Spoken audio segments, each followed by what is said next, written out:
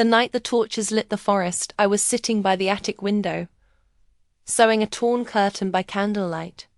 Outside, the wind carried the sounds of laughter and distant music, the melody of a night I was never meant to see. They said the mating ceremony was the most sacred event in the kingdom. Every eligible daughter would gather before the moon, waiting to be chosen by fate, or by the Alpha King himself. It was the dream of every girl in the realm. But not mine. Because I wasn't invited. The attic had been my world since I was a child. Small, dim, and tucked beneath the roof where dust gathered like forgotten dreams. My stepmother called it my quiet space, but I knew better. It was a cage. A place where I could be hidden from the eyes of those who might ask questions she couldn't answer. The candle flickered as I listened to the sound of carriages arriving far below, the heavy hooves of royal guards, the music growing louder with every passing minute. I tried to imagine what it felt like, to stand under the silver glow of the moon, to have the Alpha's eyes meet yours. Even for a heartbeat. My fingers paused over the fabric. It was foolish to dream. Girls like me didn't get chosen. Girls like me didn't even get seen. My reflection in the dusty window stared back, pale skin, eyes that never settled on one color, hair too dark for my mother's lineage and too light for my father's. I didn't fit into any world completely. My stepmother made sure I remembered that. Downstairs, her voice echoed through the walls, sharp and graceful all at once. Bring out the silver tray now. Everything must be perfect before His Majesty arrives. His Majesty, the Alpha King. Even saying those words in my mind, my heart stutter. The stories about him traveled through every corner of the realm. How his power could silence storms. How his eyes saw the truth in any heart. How his wolf spirit was unmatched. But there was something else people whispered when they thought no one could hear. They said he was cursed. That no mate had ever survived the bond. I tried to push the thought away, but it lingered like smoke. Somewhere deep inside, a strange ache pulled at my chest. I didn't know what it was, but it had been growing for weeks. Every night, when the moon rose, I felt it like a heartbeat that wasn't mine calling out from a distance. Lila. My stepmother's voice snapped through the silence. I froze. Stay away from the window. And for the love of the goddess, do not let anyone see you. Her footsteps clicked up the stairs, each one colder than the last. I blew out the candle and slipped into the shadows just as the door creaked open. She appeared in a gown of silver lace, her hair pinned high, every movement precise and polished. But her eyes, the color of frost, were filled with the kind of fear I didn't understand. The Alpha King will be here soon, she said quietly, scanning the room as if she could see the thoughts running through my mind. You will stay up here, Lila. No sound, no light. Do you understand me? Yes, stepmother, I whispered. Her lips tightened. Good. If anyone asks, you're not here. You never were. And then she was gone, leaving only the faint scent of perfume and bitterness behind. I stood there for a long time, listening to the laughter below. The music shifted into a slower rhythm, one I'd only heard in stories. The melody played when the Alpha began his walk among the gathered maidens. The choosing had begun. I pressed my hand to the glass and looked down. From the attic window, I could see the edge of the courtyard. Torches blazed in lines, lighting the path like rivers of fire. The guests stood in glittering circles of silk and gold. And then, through the haze of torchlight, I saw him, the Alpha King. Even from that distance, I felt it a pulse, deep and raw, like the world itself had taken a breath. He stood taller than anyone else, his presence commanding but calm, his movements deliberate. The air seemed to bend around him. I should have looked away, but I couldn't.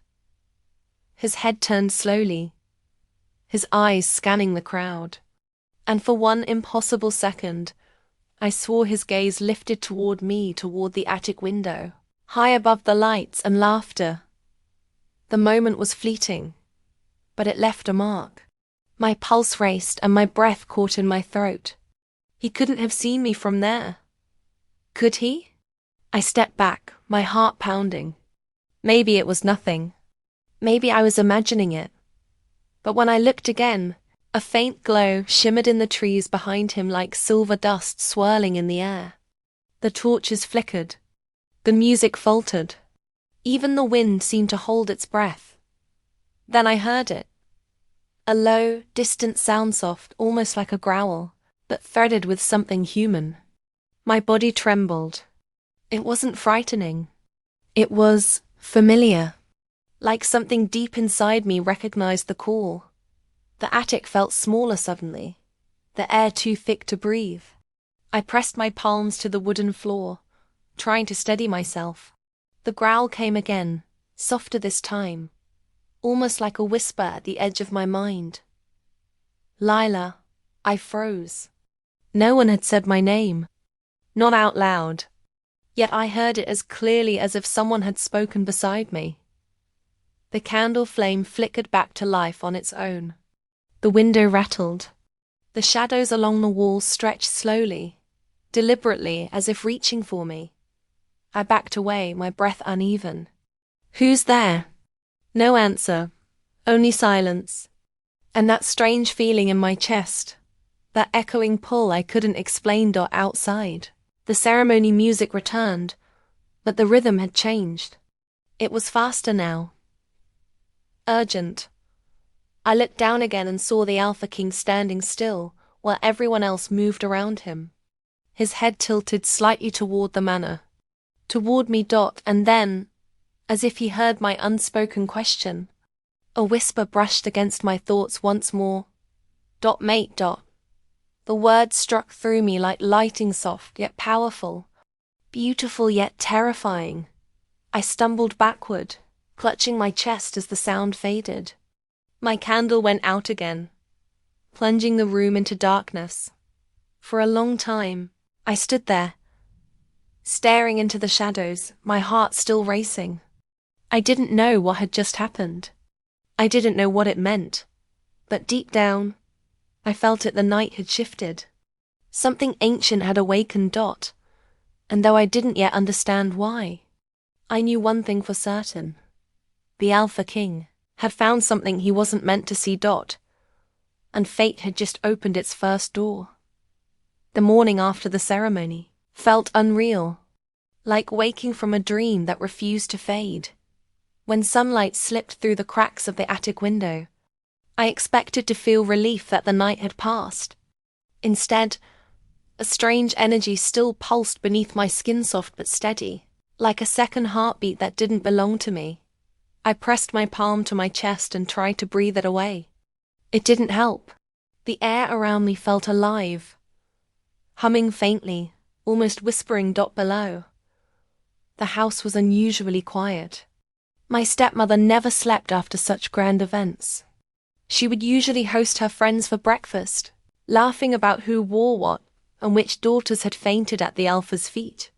But now there was silence, the kind that warned of trouble. I reached for the thin shawl draped over the chair and wrapped it around my shoulders. My reflection in the window caught me off guard. My eyes, normally grey, glimmered faintly with gold under the light. I blinked, thinking it was just a trick of the sun, but the shimmer stayed. What is happening to me? I whispered. A cold gust pushed through the cracks in the window frame, as though the wind had answered. I turned away quickly and started down the narrow stairs. Every board creaked like it had been waiting for me to step. The moment I reached the lower hallway, I froze. The scent hit me before I saw anything. It wasn't perfume or food, it was something richer, wilder, impossible to describe. Like the forest after rain mixed with warmth and lightning. It tugged at something deep inside me, something I didn't know existed. My heart began to race again. I followed the scent quietly, moving past the portraits and candle stands that lined the corridor. The house felt different, heavier somehow. as if the walls themselves were listening. When I reached the parlor, I heard voices. My stepmother's, sharp as glass, and another man's, low, commanding, calm. Every hair on my neck rose. I hid behind the half-open door. "Your Majesty," my stepmother said, her tone unusually strained. "You honor our home, but I assure you, there is no one here who fits the description you speak of. Perhaps it was the daughter of another noble house you saw." His reply came slow and deliberate. "No, I'm certain of what I saw, or rather what I felt. A presence that shouldn't have been hidden." The silence that followed made my skin prickle. I leaned closer, careful not to breathe too loudly. "You misunderstand. Your Majesty," she continued, her voice trembling now. "My daughters are all accounted for. Surely the moonlight played tricks on your eyes." "The night was enough," he interrupted. His voice wasn't angry, but it carried power that filled the room.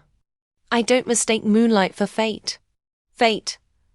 The word echoed in my chest like a memory. I took a step back, my foot brushing against the wooden frame. The faint sound broke through the tension inside. My stepmother turned sharply. "Lila?" I froze.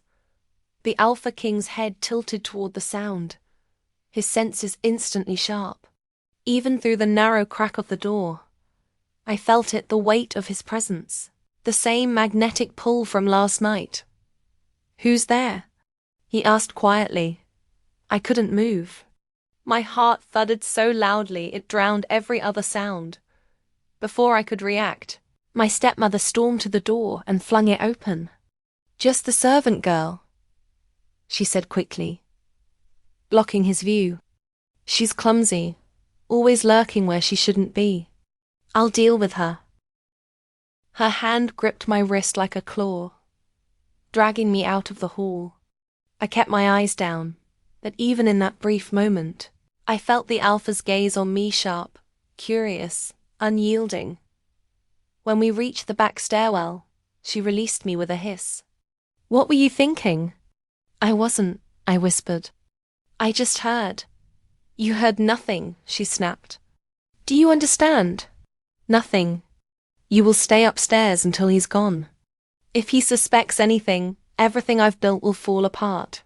Her eyes darted toward the front hall, then back to me. "And Lila," she said softly, her voice lowering into something almost fearful. "If he asks about you, you don't exist. Remember that." She turned and walked away before I could answer. I stood there trembling, her words sinking in. "You don't exist." But why did the Alpha King's voice make my heart ache? Why did his presence feel like something I'd been waiting for all my life? I went back to the attic, but I couldn't sit still. The strange pulse in my chest had grown stronger, matching the rhythm of my heartbeat.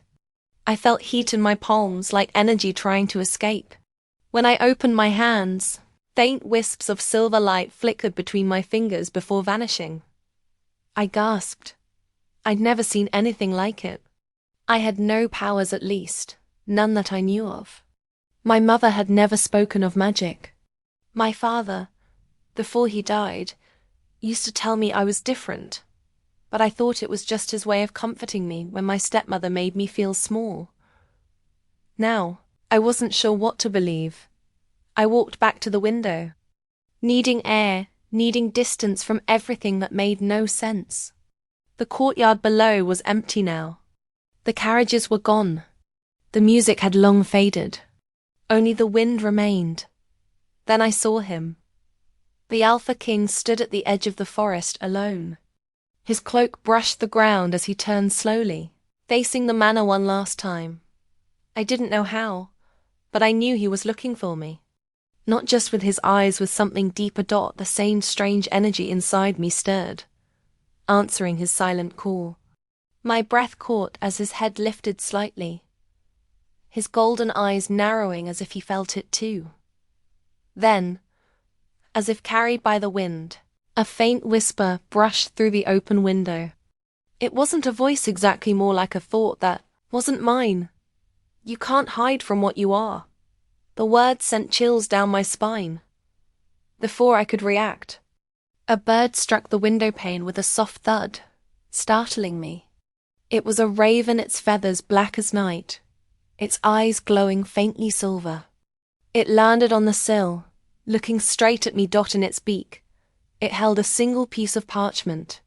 The seal was broken, the wax marked with a faint crescent moon, the same crest I had seen on my mother's old letters. The raven dropped the parchment onto the windowsill and flew off into the clouds, disappearing as quickly as it had come. My fingers shook as I reached for the note. The paper was old, edges worn, the writing faded but still clear. Only a few words were written. He will find you, just as the moon finds the sea. I stared at the message, my heart hammering so loud I could barely think. The air around me shimmered faintly again, as though something unseen had passed through the room. Outside, thunder rumbled in the distance even though the sky was clear. I folded the note carefully, pressing it to my chest. I didn't know what it meant, or why the words felt both like a warning and a promise. All I knew was that my life, which had once been so quiet and ordinary, was no longer mine to control. Something ancient had awakened. And whatever it was, it had already found me. The day passed like a dream I couldn't escape from. Every sound felt sharper, every breath heavier, as though the world had changed overnight. My stepmother avoided me the entire morning. Her silence was worse than her anger. It meant she was afraid. And when she was afraid, something terrible was coming. I stayed near the attic window, clutching the mysterious note the raven had left. The words echoed in my mind again and again. He will find you, just as the moon finds the sea. Outside, the sky grew darker even though it wasn't yet noon. Clouds rolled in from the mountains, slow and deliberate, like they knew where they were going. The air thickened with the scent of rain and pine. Then, through the distant rumble of thunder, came the sound of hooves. My heart jumped. I ran to the window. Through the mist, a royal crest came into view, silver wolves running across a black flag. The Alpha King's emblem. He was coming back. For a moment I thought of hiding, but something inside me whispered that it wouldn't matter. You can't hide from what you are. Those words from before drifted through me again, soft and sure. Downstairs, the front doors opened. I heard boots on marble, voices calling out, the rustle of gowns. My stepmother's voice rose in false delight, greeting him with the grace of a practiced liar. Your Majesty, you honor us twice in one moon. May I ask what brings you back so soon? There was no answer, only the echo of steady footsteps crossing the hall. His presence filled the house like a storm pushing against the windows. I couldn't see him, but I could feel him, an invisible pull, magnetic and deep, drawing my pulse into rhythm with something far older than either of us. My fingers trembled as I reached for the attic door. Every instinct screamed at me to stay hidden, but my heart moved first. I crept down the staircase, each step creaking under my weight. The closer I got, the stronger the feeling grew. My breath came shallow, my palms warm as if my own body was fighting me for control. When I reached the landing, I stopped. He was standing in the great hall, his back to me, the faint light from the open doors wrapping him in silver. He spoke to my stepmother in a voice that carried without effort, calm but commanding. I saw her last night. The one you said doesn't exist. My stepmother laughed, the sound too high. You must have been mistaken, Your Majesty. Perhaps a shadow caught your eye. The moon can be deceiving. No, he said simply. The moon never lies. Something in his tone made me shiver. I took a step closer, careful not to make a sound. He turned slightly, as though he sensed movement, and for the first time I caught a glimpse of his face. I expected fierceness, maybe arrogance. But what I saw instead was stillness, the quiet kind that hides something endless underneath. His eyes were unreadable, yet they carried a sadness that drew me in without a word. He wasn't just powerful. He was lonely. And in that instant, something inside me recognized him, not from memory, but from somewhere deeper, like I had known his soul before I ever knew his name. My stepmother followed his gaze nervously. Your Majesty, please, there's no one here but me. Perhaps I can prepare a message for you to send to the council. He didn't answer. He was listening to something else. The air had gone still again, heavy with silence. Then his eyes lifted toward the staircase. Toward me. My breath caught. Our gazes met for the first time. And the world around us fell away. The sound of the rain, the flicker of the torches, even the thudding of my own heart, it all faded until there was only that invisible thread between us. It wasn't just recognition. It was understanding. As though two halves that had been wandering in darkness had finally turned toward each other. My stepmother spun around, her face draining of color when she saw me. Lila. Her voice broke the moment like glass shattering. I froze at the top of the stairs, unable to look away from him. His expression didn't change, but I saw something flicker in his eyes. Relief, confusion, maybe even awe. He took a slow step forward. So she does exist. My stepmother's voice turned sharp, desperate. She's no one, Your Majesty. A servant child my late husband took in. Nothing more. He ignored her completely. His gaze never left mine. I wanted to run, but my body wouldn't move. It was as if some unseen force anchored me in place. The strange warmth from before spread through my arms, my chest, my throat. I could barely breathe. When he spoke again, his tone softened. You felt it too, didn't you? I didn't know what to say. My lips parted, but no words came. He smiled faintly, though there was something haunted in it. Don't be afraid. Fate has strange ways of revealing what was hidden. My stepmother stepped between us, her hand trembling even as she tried to keep her voice steady. Your Majesty, she is unwell. She's not fit to stand before you. I beg you to return to the courtyard. Let me bring her to you when she's ready. But the Alpha's eyes darkened slightly. No one decides when destiny speaks. His words rolled through the hall like thunder, quiet but unarguable. He took another step forward. The distance between us closed, but I could feel the air tightening, alive with something neither of us could control. My stepmother whispered fiercely under her breath. Go back upstairs, Lila, now. I didn't move. I couldn't. The Alpha's gaze held me where I stood, and though fear and wonder collided inside me, something deeper whispered that I was exactly where I was meant to be. Then, from outside, a sudden gust blew the doors open wide.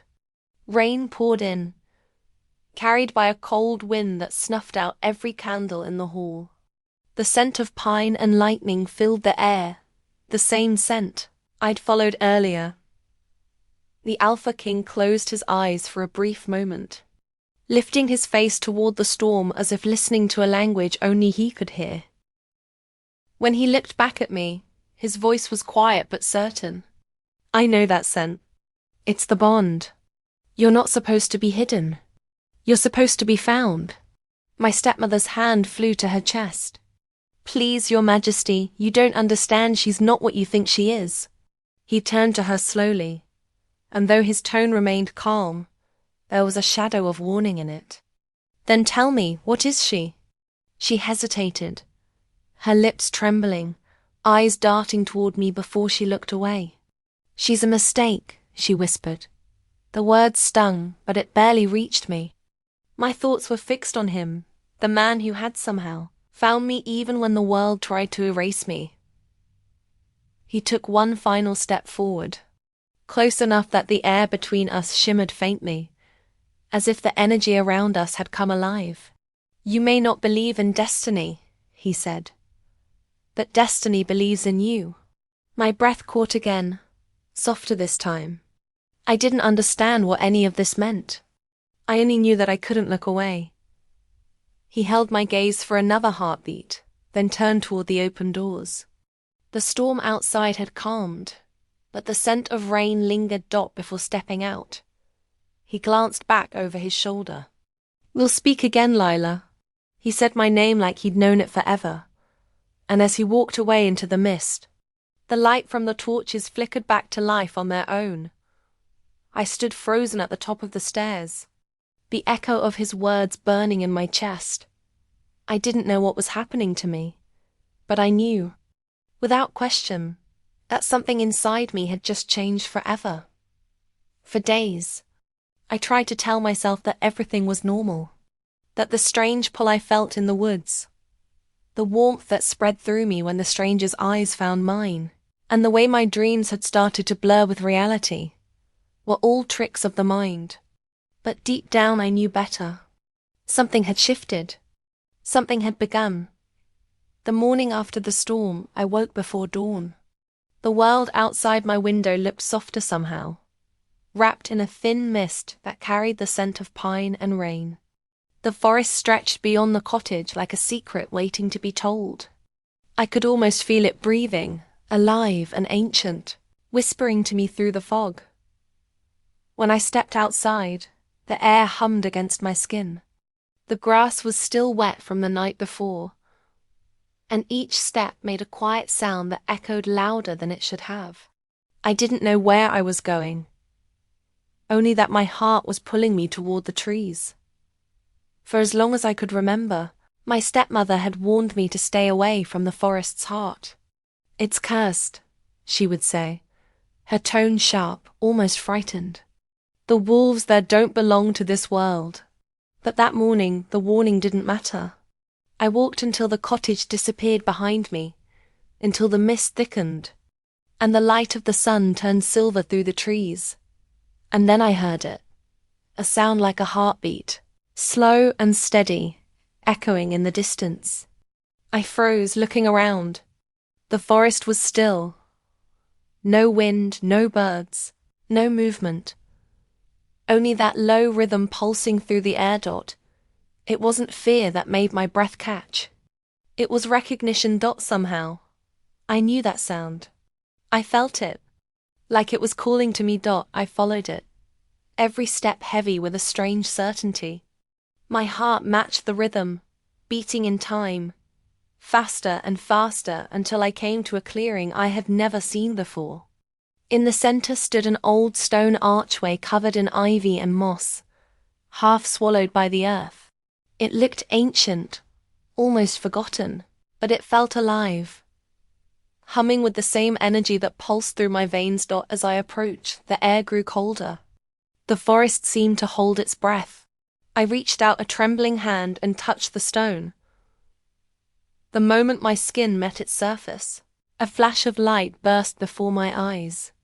Not bright enough to blind me, just enough to make the world flicker. In that instant, I wasn't in the clearing anymore. I was standing somewhere else, under the same moon, and in a place that shimmered like a memory. Figures moved through the fog, tall, proud, and fierce. Wolves, but not as I'd ever seen them. Their fur gleamed silver under the moonlight, and their eyes burned gold. Among them stood a man, the same one from the storm. His gaze met mine, filled with something ancient and aching. "You shouldn't be here yet," he said softly. And then everything vanished. I stumbled back, gasping for air. The archway stood silent before me, cold and lifeless once more. My fingers still tingled where the light had touched me. For a moment I couldn't move.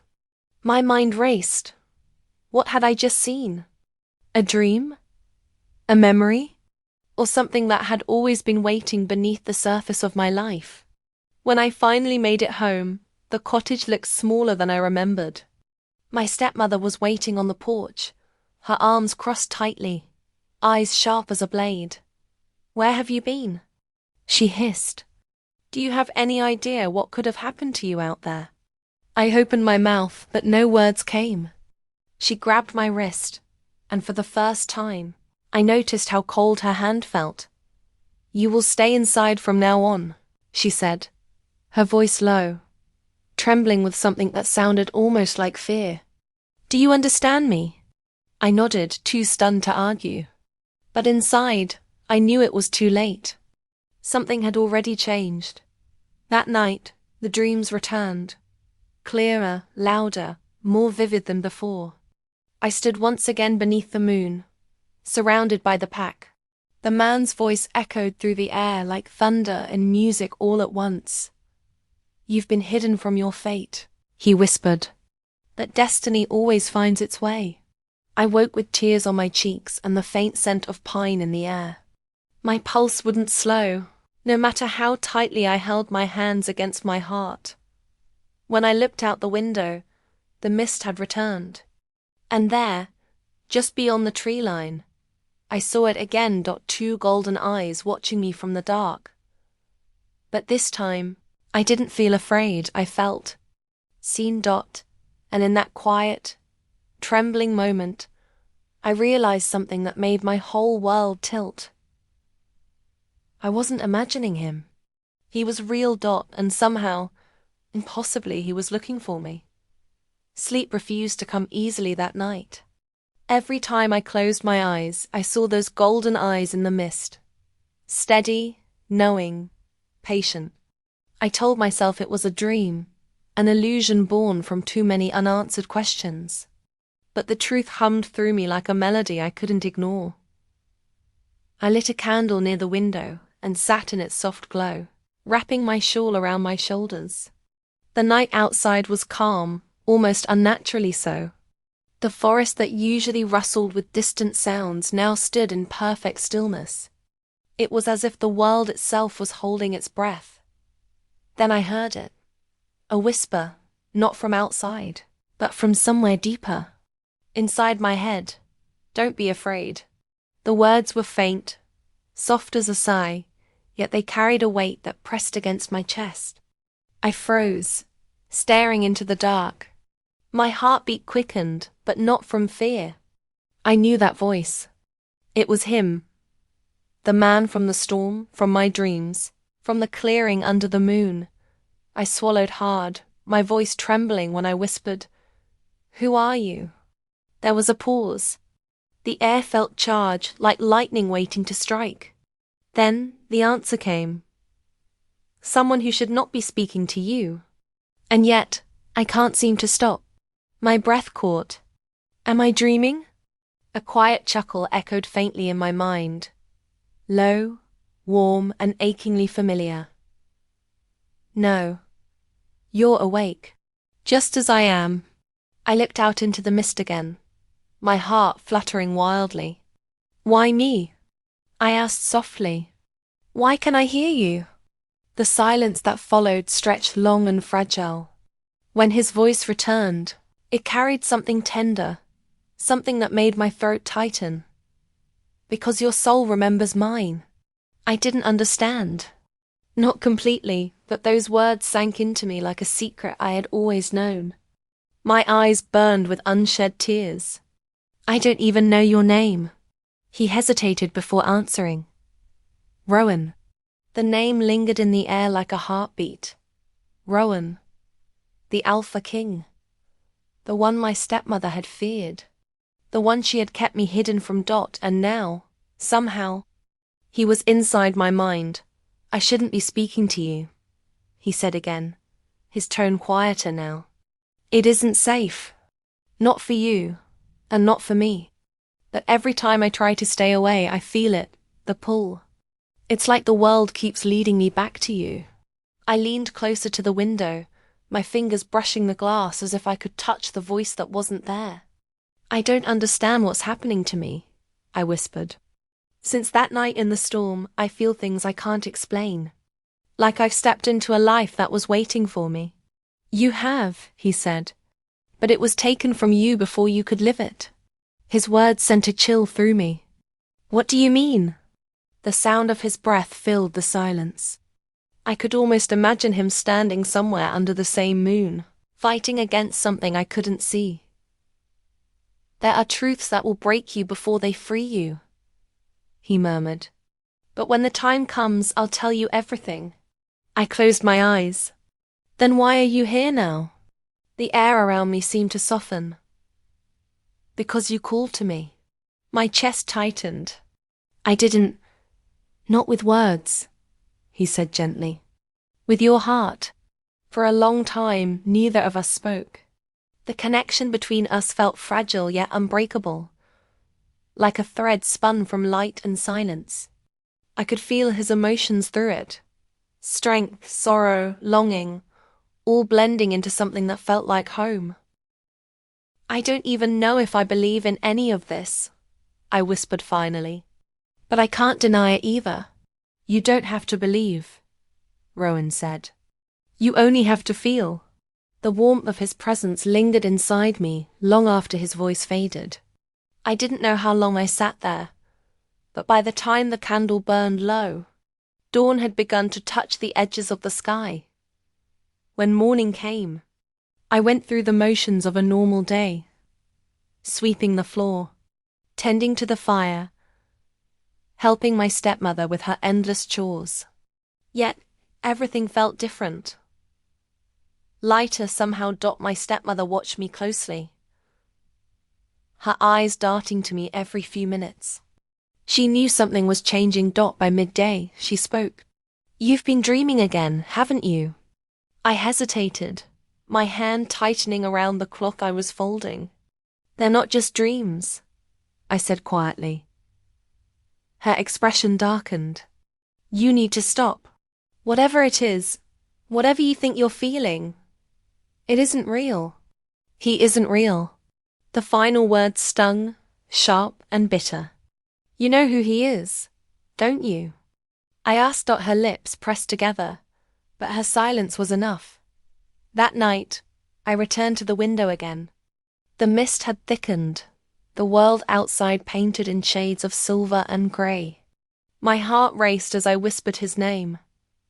Rowan. For a moment nothing happened. Then the air shifted, and I felt it. The faint pulse of warmth at the back of my mind. You shouldn't say my name aloud. I smiled faintly. You always say that. He didn't answer right away. When he did, his tone had changed. I can feel your fear, he said softly. And her fear too. The woman you call mother. She's not afraid of me, Alara. She's afraid of what you are. My breath caught. What I am. But he didn't reply this time. The silence stretched until it became unbearable. I called his name again, but he was gone. I stood there long after the candle had gone out, staring into the mist.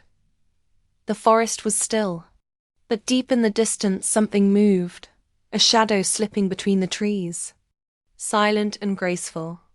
I knew it was him, watching, waiting, protecting. And though I didn't yet understand the bond that tied us, I felt it growing stronger with every breath, a pull of hearts and fates that neither time nor fear could undo. But his final words lingered, in my mind like a promise and a warning. She's afraid of what you are. I didn't know what that meant yet, but I was about to find out. Morning light spilled across the cottage like spilled gold, but I couldn't feel its warmth. Rowan's last words echoed in my mind again. She's afraid of what you are.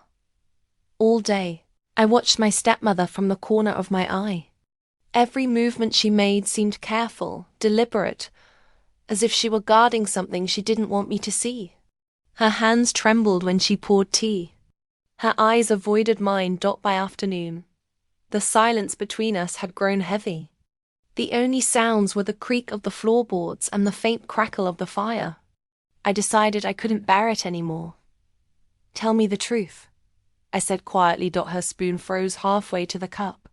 About what? You know who he is, I said, my voice steady even though my heart was racing. The man who speaks to me. The one who found me in the forest. Her jaw tightened. That's not a man, she said softly. That's the Alpha King. And if he's reached you, then it's already begun. I frowned. What's begun?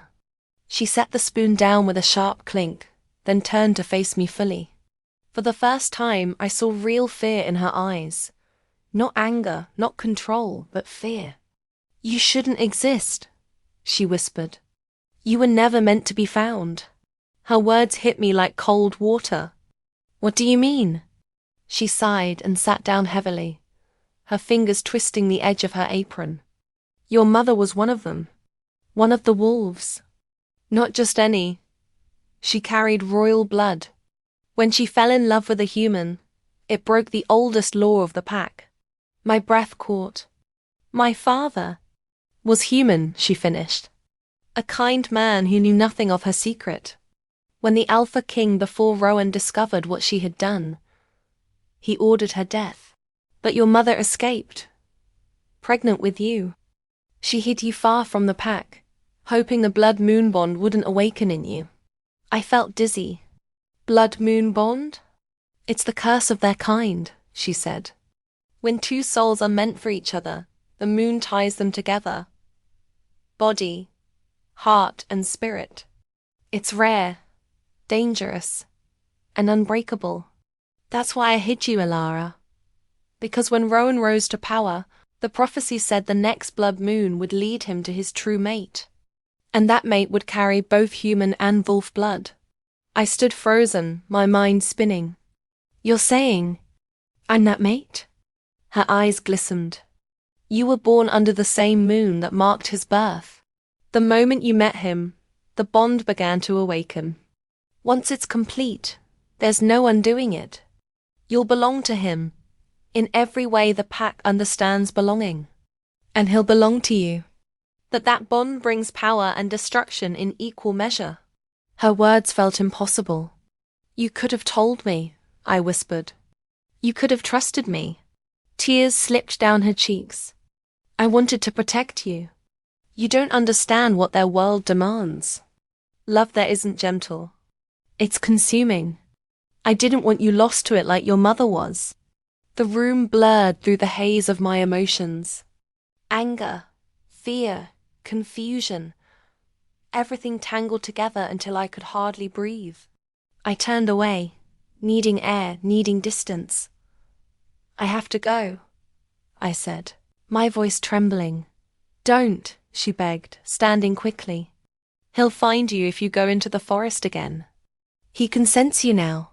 But it was already too late. My feet were moving before I realized it. My heart leading me back toward the trees that had always felt more like home than the walls. I grew up inside. The forest greeted me with a hush. The air was cooler here, heavy with pine and memory. I didn't know where I was heading. Only that something deep inside me was calling. And then I heard it again. His voice, Alara. I stopped, my pulse racing. You knew, I whispered into the stillness. You knew what I was. A soft breeze moved through the leaves.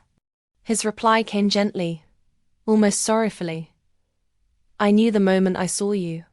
I felt it, the bomb, the pull.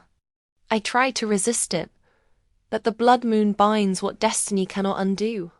My throat ached. Why didn't you tell me? Because I didn't want you to fear me, he said. I didn't want you to feel trapped by something you never chose. The wind shifted again, and through the veil of mist, I saw him. For the first time, not as a vision, not as a voice, but standing there, real, solid, and breathtakingly still. Rowan. He wasn't like anyone I had ever seen. Not because of his presence or his power, but because when his eyes met mine, I felt everything I'd ever lost and everything I'd ever searched for all at once. He stepped closer, careful, as if afraid to frighten me. You shouldn't be here alone, he said softly. Then why do I feel safest when I am? I whispered. His expression shifted, a flicker of something between pain and longing. Because your soul remembers mine, he murmured. For a moment, neither of us spoke. The silence between us felt alive, humming with energy I couldn't name. Then the ground trembled. A sound echoed through the forest, low, distant and angry. Rowan's head snapped toward the sound, his body tensing. "What is that?"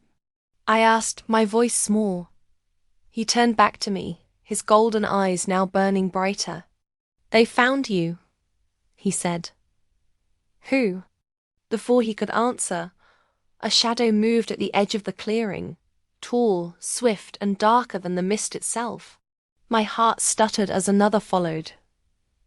Then another. "Run," Rowan said firmly. But I couldn't move. I stared at him, my mind spinning with everything I'd just learned. "You said I was safe," I whispered. "I said I'd protect you," he replied. "And I will, no matter what it costs." The forest roared as shapes emerged from the darkness. Wolves. Massive and silent, their eyes glowing red like burning coals. Rowan stepped in front of me, his voice low and commanding. "Leave her." For a heartbeat, the air held still. Then one of the wolves growled, and I realized something terrible. They weren't looking at Rowan as their king. They were looking at him as their enemy. And when the light of the blood moon broke through the clouds above, I finally understood what my stepmother had feared all along. This wasn't just about love. It was about survival. And I was the reason both sides might burn. The air split with the sound of snarls. The forest pulsed with danger. My breath came in quick, broken gasps as I stood behind Rowan, the silver light of the blood moon spilling over us like fire. Everything inside me screamed to run. But I couldn't move. The wolves circled, their eyes glowing red in the mist. I counted at least 6 of them. Powerful, lean, moving as one. The sound of their growls rumbled through the ground beneath my feet. Rowan stood still, his body tense but unshaken. There was power in the silence before he spoke. "Stand down," he said, his voice calm but cold. "She's under my protection." One of the wolves, larger than the rest, stepped forward. His voice was rough, layered with contempt. "You broke the law, Rowan. You broke the bond." I didn't understand. My heart pounded so loudly it drowned out the words. Rowan didn't look at me, but his voice softened when he spoke again. "She's innocent. She doesn't even know who she is." The leader bared his teeth. "Then she learned before the night ends." They lunged. Rowan moved faster than my eyes could follow. The air seemed to crack as he shifted. Not fully, not into the beast I sensed within him, but enough for his presence to become something more than human. His strength rippled through the air like thunder. He fought with precision, not fury. Every move was to protect me. Every sound, the snap of branches, the growl of defiance, was a vow spoken without words. One of the wolves broke past him, charging toward me. I stumbled back, my heel catching on a root, and fell to the ground. The creature leaped, but before it reached me, something burst inside my chest. It wasn't pain. It was light. A bright, burning warmth rushed through my body, pushing outward like a wave. The wolf was thrown back, landing hard against a tree. The forest went silent. Even Rowan turned, his eyes wide. "Elara," he whispered. "What did you just do?" I shook my head. My hands trembled. My skin glowed faintly, threads of silver light running beneath the surface like veins of moonlight. "I don't know," I said. "I didn't mean to." He knelt beside me, his voice gentle now. "It's your bloodline," he said. "The gift your mother tried to hide. It's waking up." The remaining wolves backed away, fear flickering in their crimson eyes. Their leader snarled once more, his voice heavy with warning. "This isn't over. The council will come for her. And when they do, not even you will stand in their way." Then they vanished into the trees. The forest fell quiet again. But the silence was different this time. Heavier. Full of things unsaid. Rowan turned toward me. His golden eyes glowed softly in the fading light. "You're trembling," he said. "So are you," I whispered. He almost smiled. "Only because I almost lost you." For a long moment, we just stared at each other. The air between us felt alive, humming with something I couldn't name. My pulse matched the rhythm of his breath. I wanted to look away, but couldn't. Finally, I spoke. "You said the bond ties us. But what if it's more than that? What if it's a warning?" Rowan's expression darkened. "It's both," he said quietly. "The blood-moon bond is the most powerful of all. It can unite or destroy. The more you fight it, the stronger it grows. The more you fear it, the more dangerous it becomes." He reached out slowly, as if giving me time to move away. When his hand brushed mine, a rush of warmth filled my chest. It wasn't magic this time. It was something simpler, something deeply human. "I don't want to hurt anyone," I said. "I never asked for this." He nodded. "Neither did I." The way he said it broke something in me. For the first time, I saw not a king, not a creature of power, but a man burdened by fate. We walked together through the forest, the path glowing faintly under the moonlight. Every few steps, our shoulders brushed. Every time it happened, the world seemed to steady for a heartbeat. When we reached the edge of the trees, I stopped. My cottage glowed faintly in the distance. A single candle burned in the window, my stepmother's signal. "You should go back," Rowan said. "It's safer inside." I turned to face him. "You said they'll come for me. The council. If I'm really what you say I am, they'll never stop." "They won't," he admitted. "But neither will I." The wind lifted his hair as he stepped closer, his voice dropping to a whisper. "You have a choice, Alara. You can stay hidden, pretend none of this exists, or you can stand with me and face what's coming." The words struck deep.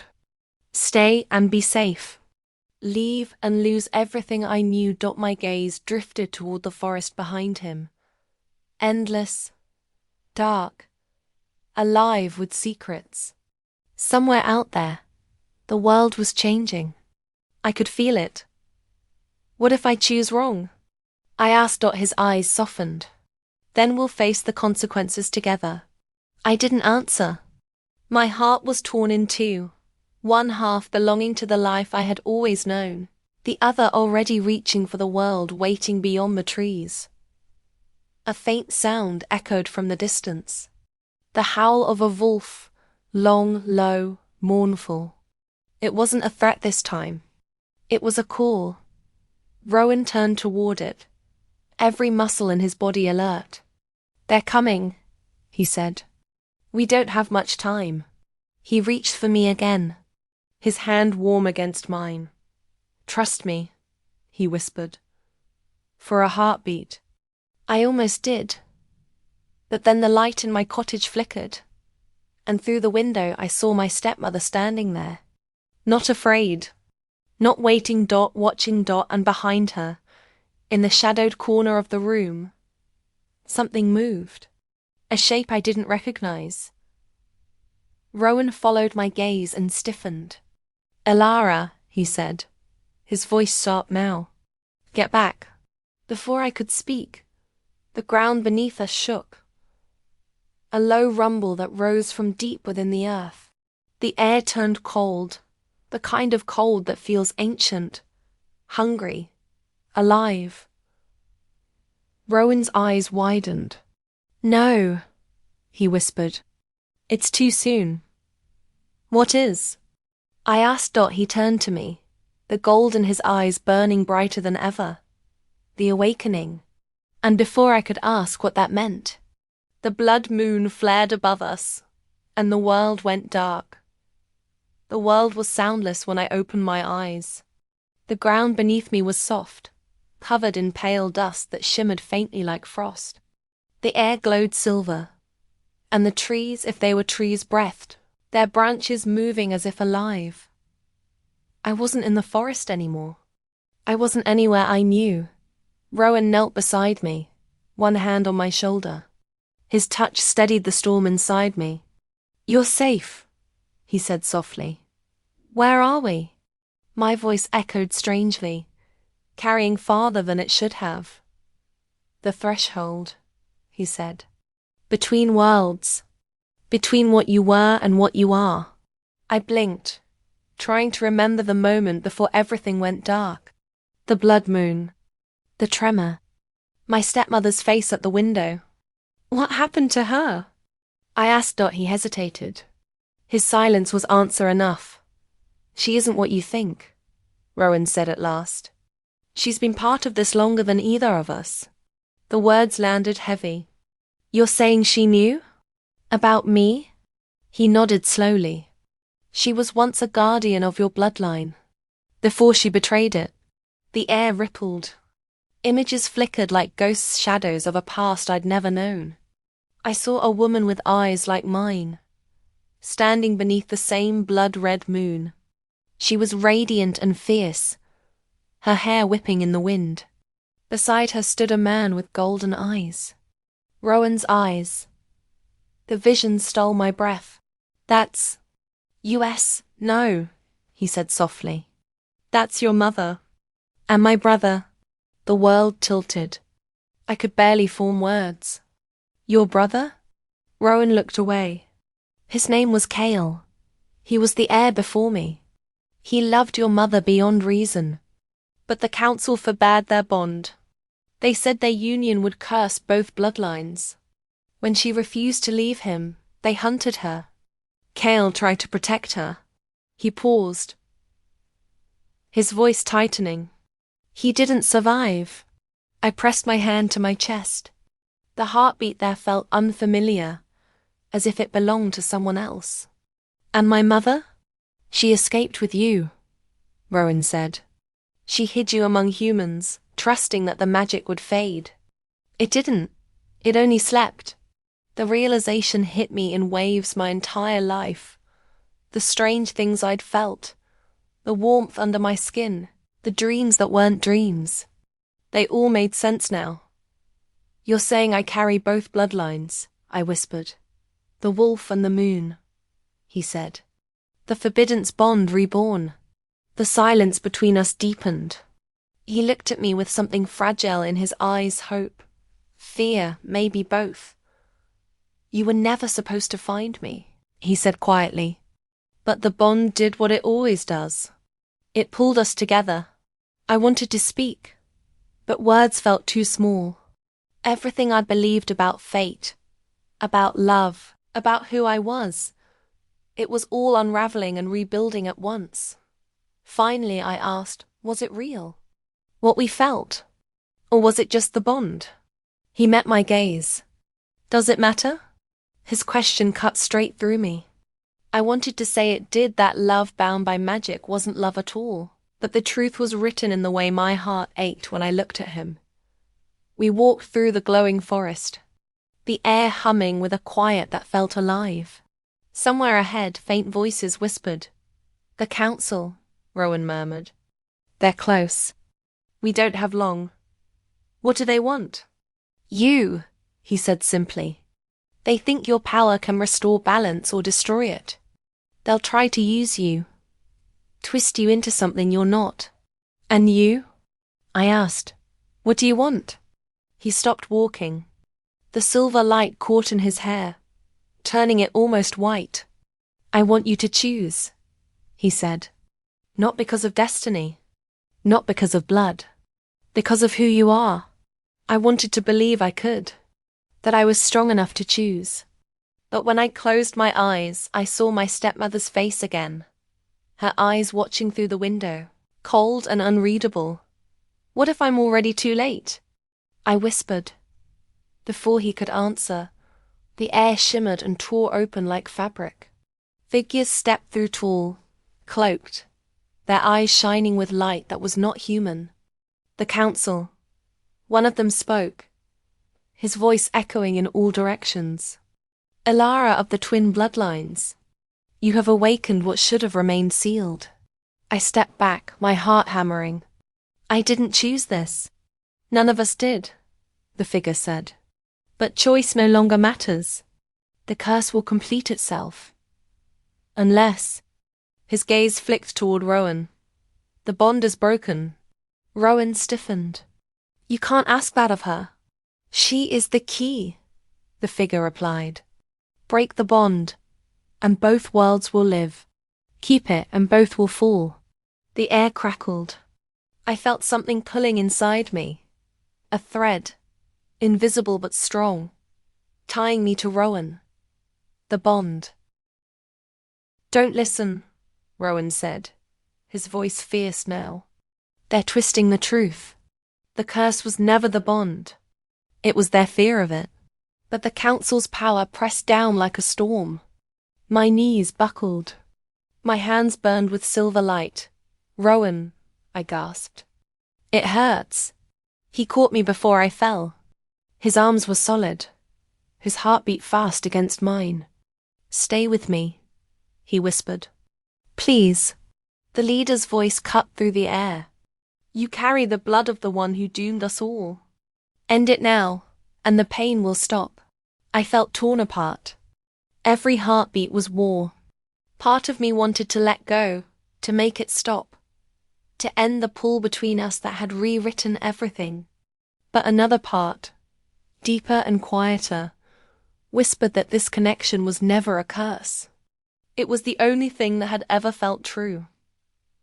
I looked up at Rowan. If I let go, I said, what happens to you? He smiled faintly. Then I'll fade. But you'll live. Tears blurred the silver world around us. That's not living, I whispered. The bond flared, flooding the space with light. The council shouted, their forms breaking apart under the force of it. I felt my heartbeat merge with Rowan's, our breaths becoming one. The pain vanished. The air grew still. When the light faded, the forest was gone. So were the council's voices. Only Rowan and I remained standing at the edge of dawn. He touched my face gently, his voice trembling for the first time. You broke the curse, Elara. I shook my head. No, I said softly. We did. He smiled, but it didn't reach his eyes. There's something you don't know, he said. Breaking the curse doesn't free me. It binds me to the realm forever. I can't follow you back. My breath caught. No. There has to be another way. He stepped back as the light grew brighter around him. You have your mother's strength, he said. Don't waste it hiding. The world began to fade. I reached for him, my fingers brushing his just as the light swallowed everything. Rowan, I cried. His last words echoed through the fading world. We'll find each other again. We always do. Then he was gone. I stood alone in the ruins of dawn, the silver dust fading into sunlight. But beneath the ache in my chest, I felt something still alive, a pulse that wasn't mine alone. The bond wasn't broken. Not completely.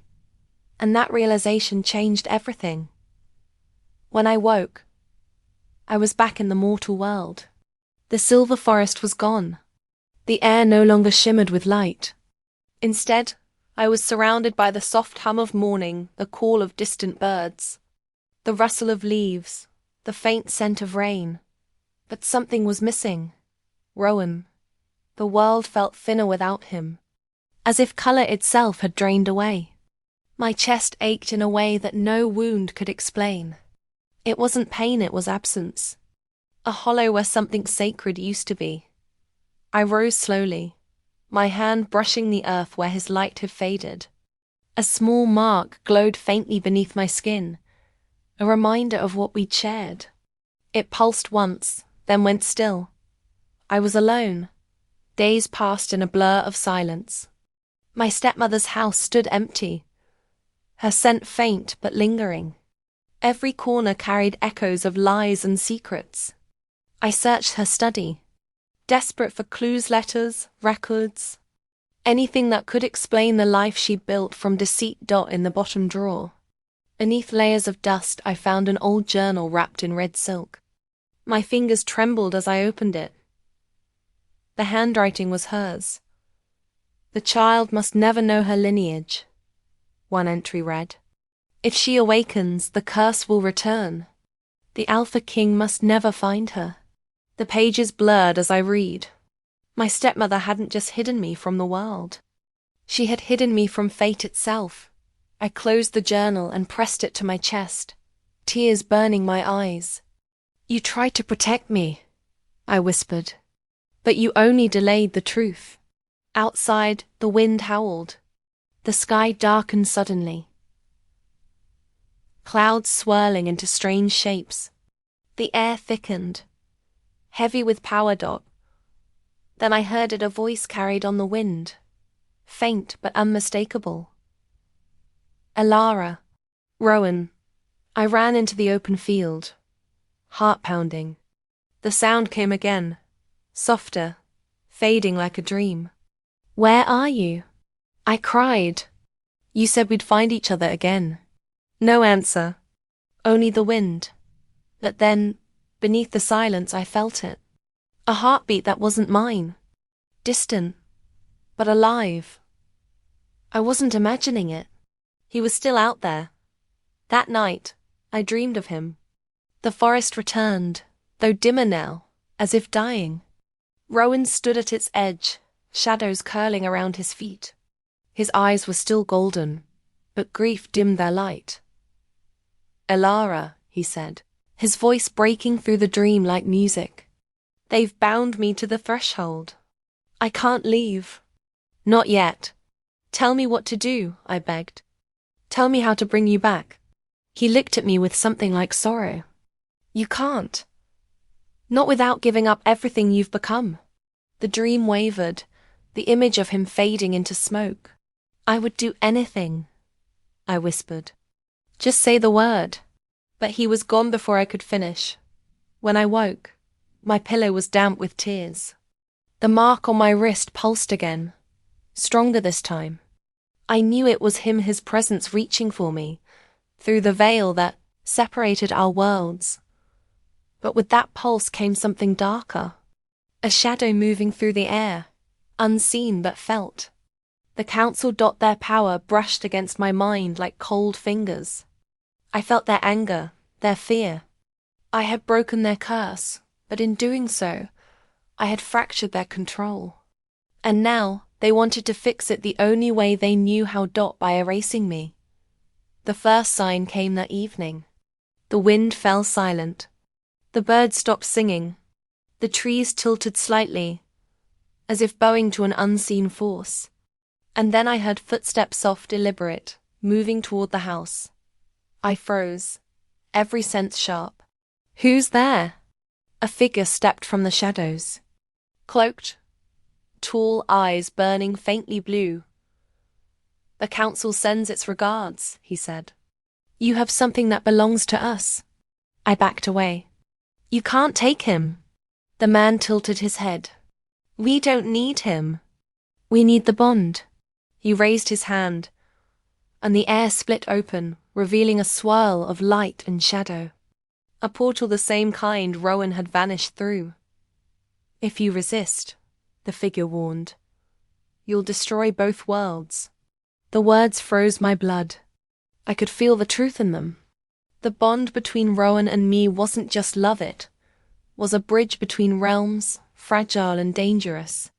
Every heartbeat that passed kept it alive, but every pulse threatened to tear the veil wider. I wanted to believe I could control it, but deep down, I knew I couldn't. "What happens if I let it go?" I asked quietly. "You live," the figure said. "He fades forever. The world stay whole." My throat tightened. "And if I don't?" "Then you both burn." The wind roared suddenly, carrying a voice that made the world tremble. Alara, don't. Rowan's voice. It filled the air, bursting through the portal's light. His form shimmered within it, faint, ghost-like, reaching for me. You can't trade yourself for me, he said. Not again. Tears blurred my vision. You said we'd find each other. And we will, he said softly. But not if you lose yourself trying. The council's envoy moved closer. Choose, Alara, now. The light from the portal flickered, the ground shaking beneath my feet. I felt the bond burning in my chest, its energy tearing at both worlds, demanding resolution. I wanted to run to him, to cross that light and pull him into my arms. But the pain that spread through the earth told me what that choice would cost. Rowan looked at me with a calm that broke my heart. You have to let me go. No, I whispered. I can't. He smiled, small and sorrowful. You already did once. You can do it again. The wind howled. The light surged brighter, consuming everything around us. I screamed his name, reaching toward the fading figure in the portal. Alara, he said, his voice soft and sure. Remember who you are. Remember what you carry. The mark on my wrist flared one last time, burning bright gold. Then the portal shattered. The figure from the council vanished in a burst of light, and I was thrown backward into silence. When I opened my eyes, the world was still. The air smelled of rain again. The bond inside me was quiet, but not gone. I pressed my hand to my wrist, feeling the faint pulse beneath the skin. The connection was still there, weak, hidden, but alive. I had saved both worlds. But I had lost him again. The sun rose slowly over the horizon, painting the sky in gold. I stood in that light, hollow and full all at once. Love had saved me, but it had also taken everything I had, and as the morning wind brushed my face, I whispered to the air, knowing he would hear me somehow. This isn't the end, Rowan. I'll find you again, even if it takes forever. The wind answered with silence, but deep inside, the bond stirred, just once like a promise that destiny wasn't finished with us yet. The air turned colder the moment I stepped beyond the forest's edge. The morning light that had felt gentle only hours ago now burned sharp and colorless, as if the world itself was holding its breath. I knew then that the council's warning had not been an end. It had been the beginning. The mark on my wrist pulsed again stronger, faster. The bond was stirring, restless, alive. It called to something ancient within me, something I could no longer deny. I had tried to live quietly after Rowan vanished. I tended to the fields, rebuilt what my stepmother had left in ruins, and told myself that peace was enough. But every night, I dreamed of the threshold, of the silver trees, of his voice calling my name through a world of light and shadow dot, and every morning, I woke to the same truth. He was trapped, and I was the only one who could set him free. That day, the dreams stopped feeling like dreams. They began to feel like messages, each one clearer than the last. I saw flashes an altar of stone, a circle of fire, the moon bleeding into the earth, and at the center of it all, Rowan, chained by light. When I woke from the last vision, I knew what I had to do. I found the old journal again, the one my stepmother had left behind. I tore through its pages until I found a passage written in trembling ink. Should the twin bond awaken, the blood of both worlds must meet beneath the storm moon. One must return to seal the gate, the other to guard it. My heart pounded.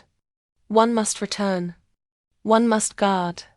The words felt heavy with meaning I didn't want to understand. To save Rowan, I would have to take his place. The next night, the sky burned crimson. The storm moon rose, veiled in clouds that twisted and rolled like a living thing. The air was thick with electricity, the scent of rain and iron filling my lungs. I walked toward the ruins where the veil between worlds had once opened.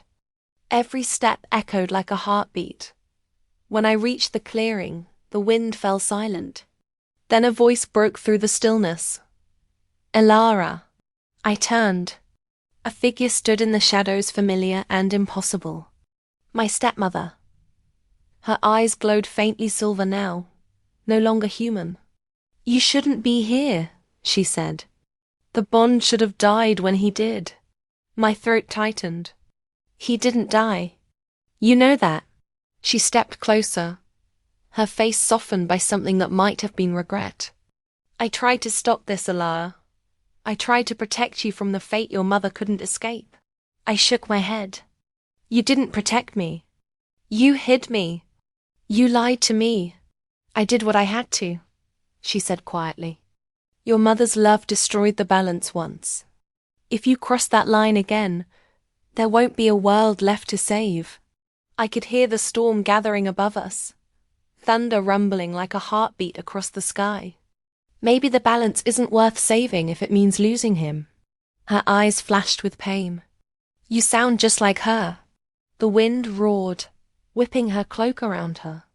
The council was right to fear you, she said. Your power is the bond itself. You don't understand what you carry.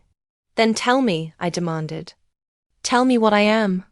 She hesitated, then whispered, You are the bridge, Elara, not by blood but by soul. When your mother died, her spirit fused with the curse. That's why you dream. That's why the veil calls to you. You are the echo of her promise. The world seemed to spin around me. If that's true, then I can still bring him back. Her voice broke. You can, but only by taking his place. The gate demands balance. One soul for another. Lightning tore across the sky, splitting the clouds open. Rain began to fall, soft and cold. I lifted my face to it, letting the truth sink in. I had known all along what it would cost, but hearing it still shattered something inside me. I turned toward the center of the clearing. The earth glowed faintly beneath the rain, forming the same circle of light I had seen in my dreams. I stepped into it. The mark on my wrist burned like fire. Elara, stop, my stepmother said. Once you open that gate, you can't return. I don't want to return, I said quietly. Not without him. The wind screamed. The circle flared brighter. The trees bent under the force of it. Then his voice. Elara. I froze. The sound came from everywhere at once, gentle and broken. The storm stilled, waiting. I looked up and there he was. Rowan. His form flickered in the rain, part light, part shadow. His eyes met mine, and for a heartbeat, the world felt whole again. You can't do this, he said. You're not meant to carry the curse. It will take everything from you. I don't care, I said, tears mixing with the rain. You saved me once. Let me save you now. He stepped closer, though he never truly touched the ground. If you cross, you'll vanish from this world. No one will remember you. Not even me. The words struck like thunder. Then remember this, I said softly. Love isn't meant to be remembered. It's meant to be felt. The storm surged again, a blinding wave of light and sound. My stepmother screamed my name, but her voice was drowned by the wind. Rowan reached for me. Desperation in his eyes. Elara, please. Don't. The light between us flared, wrapping around his hand, his arm, his whole being. I felt it pulling at me, tugging at the thread that bound our souls. The gate was opening. I whispered one last word before the world tore apart. Forgive me. Then everything went white. For a heartbeat, there was nothing, no sound, no breath, no body, only light. When the storm finally broke, the clearing was empty. The rain fell softly, washing the blood from the earth, leaving only silence. Far above, the storm moon began to fade, swallowed by dawn. And somewhere between the worlds, a single heartbeat echoed in the dark. It was neither his nor mine, but something born of both, a pulse that refused to die. The gate had opened, but who had crossed through remained unknown. The night was alive with silence. Even the wind seemed to hold its breath, as if the earth itself knew what was about to unfold. I stood where everything had begun, by the old willow that bent toward the lake, its branches trembling under the weight of memories I could no longer hide from. The moon poured its soft silver light over the water, and for a moment, the world looked almost kind. But inside me, the storm had returned. Every truth, every secret, every ache I had tried to outrun had followed me here. I heard his footsteps before I saw him. Slow, deliberate, almost hesitant. When he appeared through the mist, my heart forgot how to beat. The light caught his face in fragments. The man I had loved, the stranger I had feared, the mystery I had tried to understand. He stopped a few feet away, his voice quiet, almost breaking. "You came." "I had to," I said. My words trembled like the water behind me. It was never going to end until I did. For a long moment we said nothing. The air between us was heavy, full of everything that had been said, and everything we were still afraid to say. Then he stepped closer, and I saw it in his eyes. The truth I had always sensed but never wanted to face. "You know what I am," he whispered. "Yes," I said softly. "And I know what I feel." He looked away, almost in pain. "You shouldn't, but I do." The world around us flickered, as if something unseen had been listening. The surface of the lake rippled, though no wind passed. I could feel it, the pull of something ancient and powerful, something neither of us fully controlled. "I tried to stay away," he said. "But it was already written. The night you found me, the moment you looked into my eyes.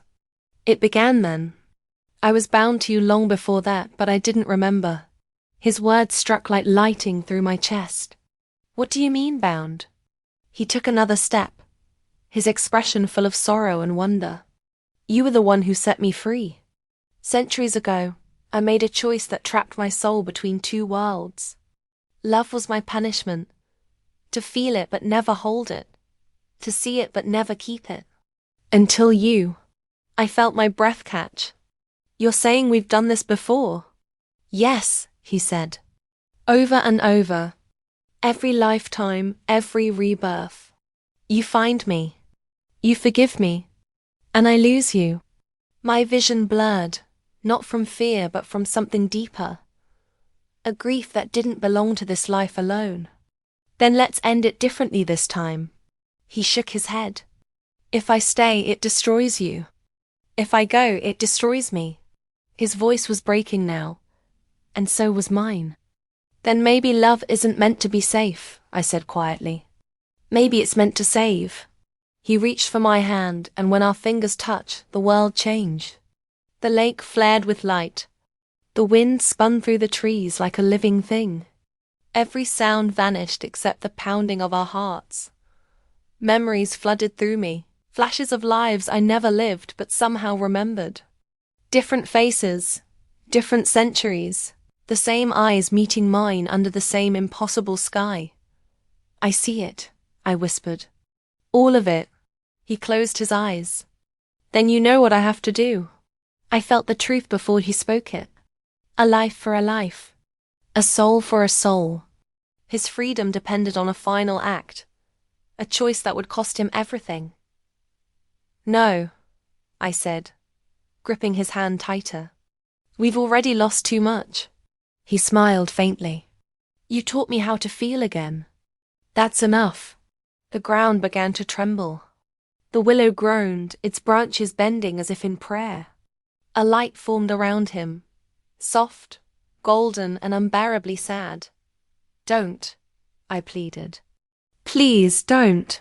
He brushed a tear from my cheek. "You'll live. You'll remember. That's my gift. And what about you? He hesitated, his eyes glistening. I'll finally rest. The light grew brighter, wrapping him in warmth that was both beautiful and cruel. I tried to pull him back, but my hand passed through air. I love you, I said, my voice breaking. He smiled, a single tear running down his face. Then I'm free. And with that, he was gone. The light faded. The lake fell silent. Only the whisper of the willow remained, swaying gently as if mourning what had just passed. I fell to my knees, my hands trembling against the cold earth. The world felt hollow, but in that emptiness, there was something new. Peace. For the first time, the air didn't feel haunted. The silence wasn't heavy. The ache in my chest was still there, but it carried meaning now. I looked toward the horizon, where the first light of dawn was touching the water. It felt like his touch, soft, eternal, real. Somewhere inside me, I knew he wasn't truly gone. Not in the way people vanish. He had become the quiet between heartbeats, the shimmer in the air before rain, the warmth that found me when I thought I was alone. And in that moment I understood. Love wasn't about holding on.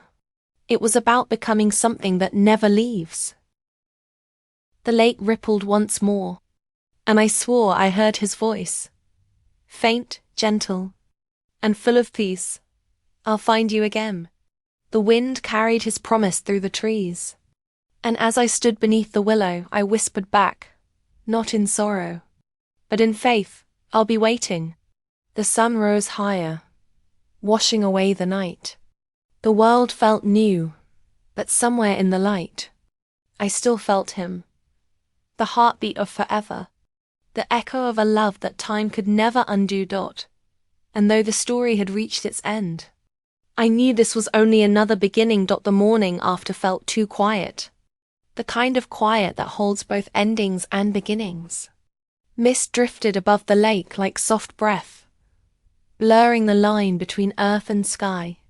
The willow tree stood still, its branches calm at last, as if the world itself had exhaled. I sat by the water, the same place where everything had changed, where love had begun, unraveled, and somehow rebuilt me. The air still carried his scent, faint but familiar, like rain that had fallen long ago yet never truly left the ground. It had been days since that night, though time no longer felt real.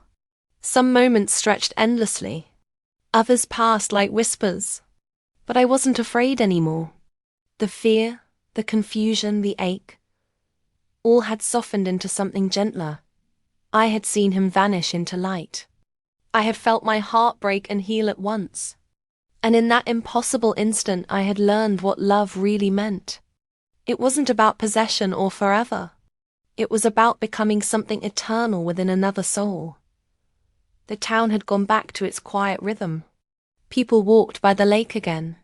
Children played near the willow without sensing the history hidden beneath its roots.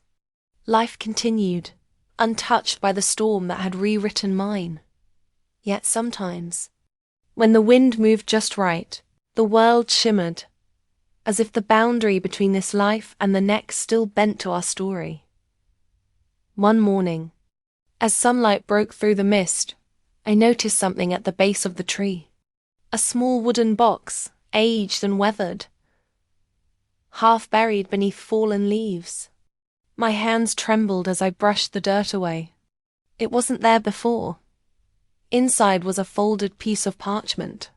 The handwriting was delicate but firm, the kind of script that carried centuries. I knew it was his. For when you remember, it began. I read slowly, afraid that finishing the letter would end him all over again. You taught me that love is not a sentence, but a promise that breathes through time. If you're reading this, it means you've found peace, the kind I could never give you while bound to my past. I was never meant to stay, but I was always meant to find you. Every lifetime, you were the reason I searched for light. My eyes blurred, but I kept reading, tracing every word as if it were part of him. Do not wait for me by the water. My love, live, dream. Fill your hands with the world. When the seasons turn and the air feels like a heartbeat, that will be me. Not watching, not haunting, just remembering with you. We began in darkness, but we end in dawn. At the bottom, a single symbol, the same one he had worn around his neck, 2 circles intertwined like infinity itself. The paper trembled between my fingers. The sunlight touched it gently, turning the ink to gold. I pressed the letter to my chest, and for the first time, I didn't cry. Instead, I smiled, small and trembling but real, because somehow, his words didn't feel like goodbye. They felt like a door, quietly opening to a life that was still waiting for me. I started to walk along the lake path, my steps slow but certain. Every sound felt sharper. The rustle of the leaves, the call of distant birds, the rhythm of my heartbeat syncing with the world. It was as if he had woven himself into everything around me. The breeze that brushed my cheek, the warmth that lingered in sunlight. Even the silence carried his voice now. Gentle, eternal. I began writing again. The way I used to before life became strange and beautiful and heavy. Only this time, the words came easily. Each sentence felt like a bridge between who I had been and who I had become. The story was no longer about loss. It was about love that had survived everything. Time, distance, even death. Sometimes I still dream of him. Not as a ghost or a shadow, but as light. In my dreams, we stand by the lake together, hand in hand, saying nothing. Because there's nothing left to explain. There's only peace. One evening I returned to the willow as the sun began to set. The sky burned with gold and rose, and the water reflected it like glass. I placed his letter back in the box and buried it again beneath the roots, where memories sleep but never die. Thank you, I whispered to the earth, for finding me again. A soft breeze stirred. The willow leaves swayed, brushing against my shoulder, almost like a touch. I closed my eyes and let it happen. When I opened them, the first stars were rising. And in their light, I saw the shape of something in the sky. Faint, like a reflection, but unmistakable. 2 circles, joined as one. I didn't reach for it. I just watched, my heart calm and full. The world had changed. That so had I.